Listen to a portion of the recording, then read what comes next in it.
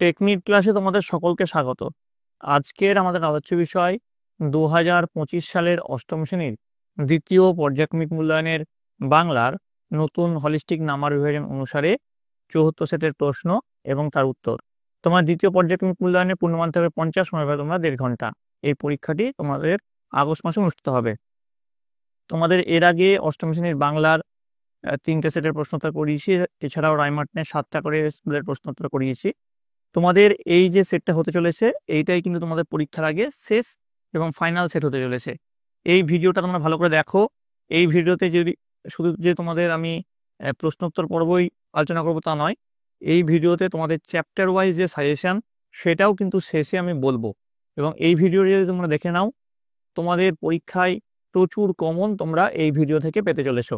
তো শেষ অবধি তোমরা এই ভিডিওটা দেখতে থাকো।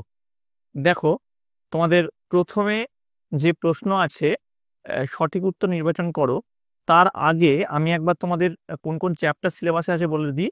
দাঁড়াও আছে, পল্লী সমাজ আছে, ছন্ন ছাড়া, গাছের কথা, হাওয়ার গান, কি করে বুঝবো, তারপরে পাড়াগার, দুপ্রহর ভালোবাসি, নাটোরের কথা এবং স্বাদেশিকতা, ছোটদের পথের পাঁচালী, এইগুলো আছে তোমাদের সিলেবাসে।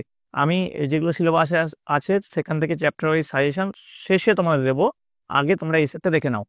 প্রথমে যে এমসিকিউ প্রশ্নগুলো দেখো। অচিন্ত্য কুমার সেনগুপ্ত কোন পত্রিকার সঙ্গে গভীরভাবে যুক্ত ছিলেন? দেখো, এর যেটা সঠিক উত্তর সেটা হচ্ছে অচিন্ত্য কুমার সেনগুপ্ত কল্লোল পত্রিকার সঙ্গে গভীরভাবে যুক্ত ছিলেন।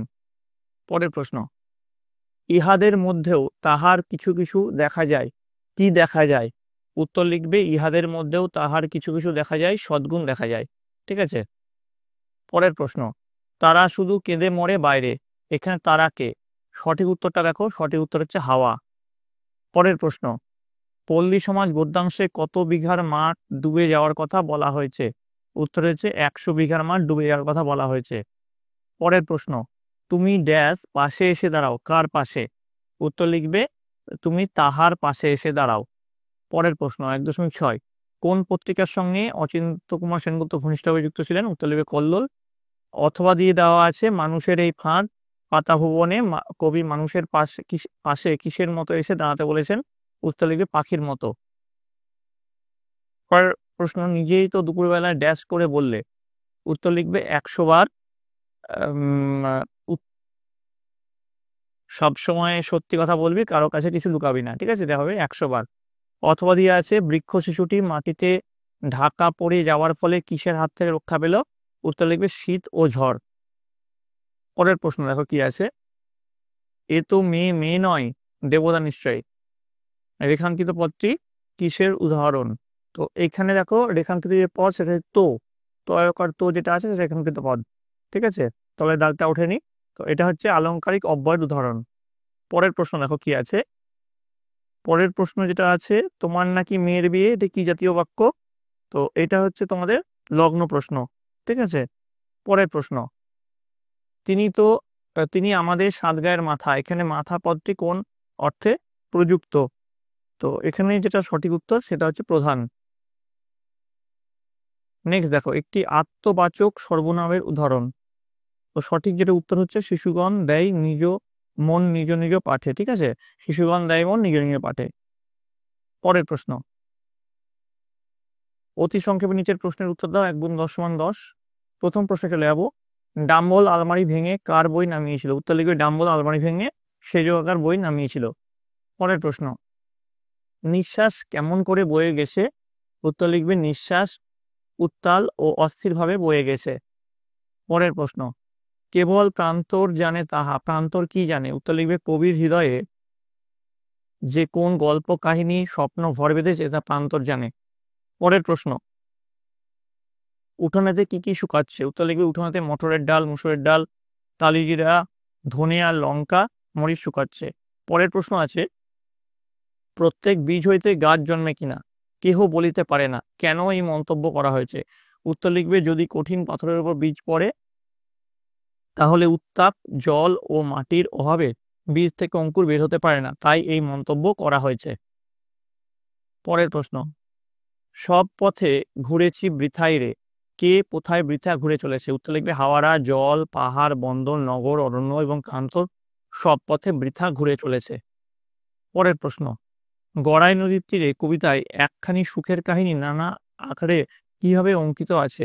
উত্তর লিখবে লঙ্কার রং, মসুরের রং, মটরের রং, জিরা ও ধনের রঙের পাশে আঁকা আলপনার মাধ্যমে সুখের কাহিনী অঙ্কিত আছে। পরের প্রশ্ন, অমন জাইগ্যান্টিক খাওয়া আমরা কেউ কখনো দেখিনি। জাইগ্যান্টিক শব্দের অর্থ কি? কার সম্পর্কে এই মন্তব্য করা হয়েছে? উত্তর লিখবে জাইগ্যান্টিক শব্দের অর্থ হচ্ছে দৈত্যাকৃতি। স্টিমারে লেখকের টেবিলের অন্য পাশে বসা একজন মানুষের সম্পর্কে এই মন্তব্য করা হয়েছে। পরের প্রশ্নে চলে যাবো আমরা। দেখো, এইসব গল্প কতবার শুনিয়াছে? কোন গল্পের কথা বক্তা শুনেছে? উত্তর লিখবে বিশালাক্ষী দেবীর ভবিষ্যৎবাণী করা ওলা ওঠা রোগের মরক লাগার গল্প বক্তা বহুবার শুনেছে। পরের প্রশ্ন, অপু যষ্টিমধু ভেবে কি খেয়েছিল? উত্তর লিখবে অপু যষ্টিমধু ভেবে পোস্তদানা খেয়েছিল। কম বেশি 60টি শব্দ নিচে যে কোনো 5টি প্রশ্ন উত্তর দাও। 3 × 5 = 15। যেন একখানি সুখের কাহিনী নানা আখরে ভরি। আখর শব্দের অর্থ কি? সুখের কাহিনী যে নানা ছবি কবি এঁকেছেন তার মধ্যে কোনটি তোমার সবচেয়ে ভালো লেগেছে? 1+2 আছে। 3.2, 20 জন কৃষক রমেশের কাছে এসে কেঁদে পড়ল কেন? 3.3, গলির মোড়ে একটা গাছ দাঁড়িয়ে, গাছ না গাছের প্রেতচ্ছায়া, একটি গাছ দাঁড়িয়ে আছে বলার পরেও কেন পরের পংক্তিতে গাছের প্রেতচ্ছায়া বলা হয়েছে তা বুঝিয়ে দাও।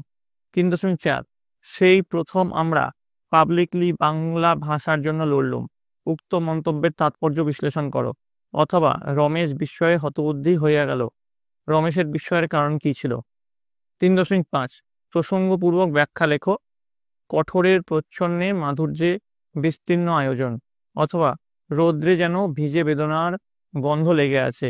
উক্ত কবিতায় সে বেদনার অনুরণন কিভাবে সঞ্চারিত হয়েছে আলোচনা করো। তোমাদের যে এই প্রশ্নগুলোর উত্তর সেগুলো টেলিগ্রাম গ্রুপে আমি দিয়ে দিচ্ছি PDF আকারে, তোমরা দেখে নিও, ঠিক আছে? 3.6, নরোত্তম দাস বাবাজির সঙ্গে অপুর হৃদ্যতা কিভাবে গড়ে উঠেছিল? অথবা অপু অমলাদের বাড়ি গেলে অমলাদের আলমারিতে কি কি খেলার উপকরণ দেখে অভিভূত হয়েছিল।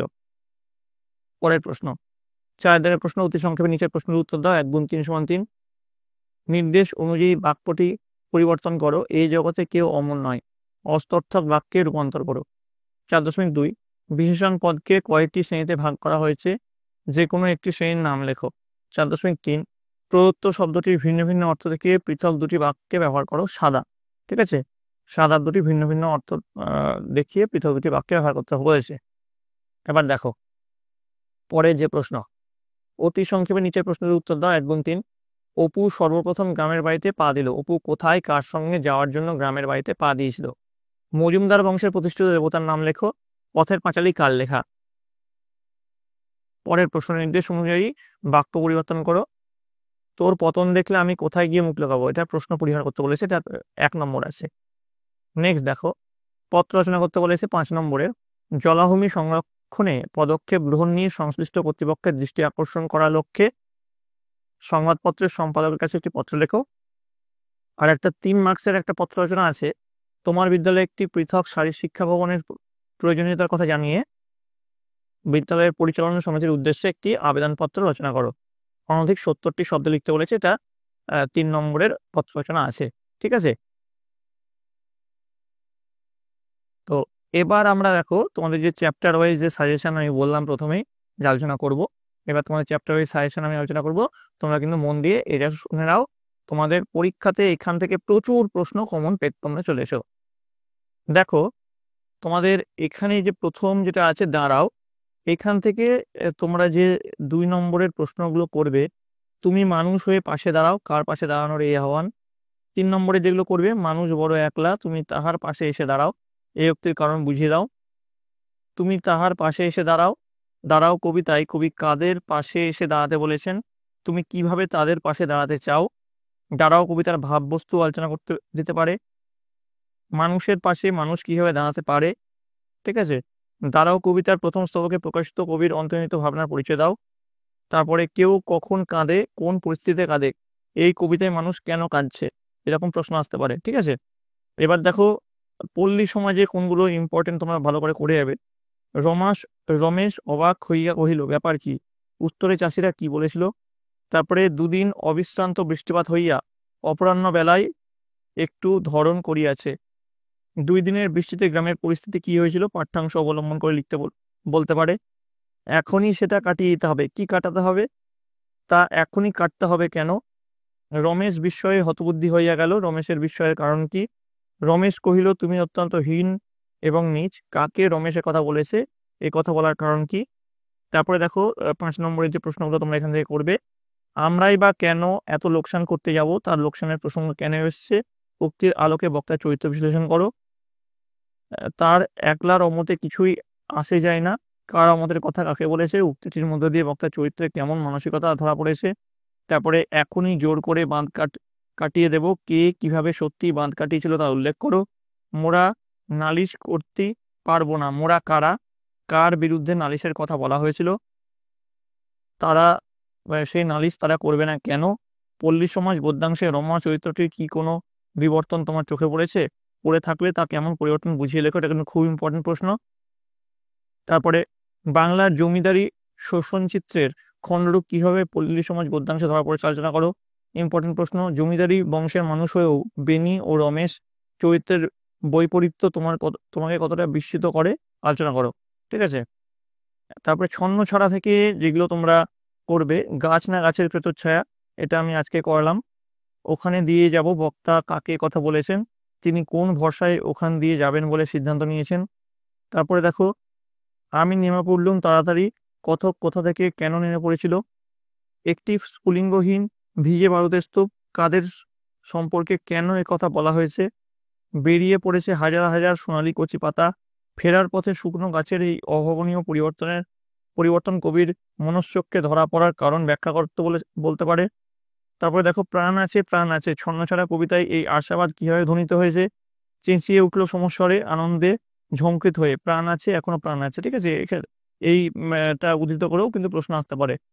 ওরা বিরাট এক নৈরাজ্যের বাসিন্দে।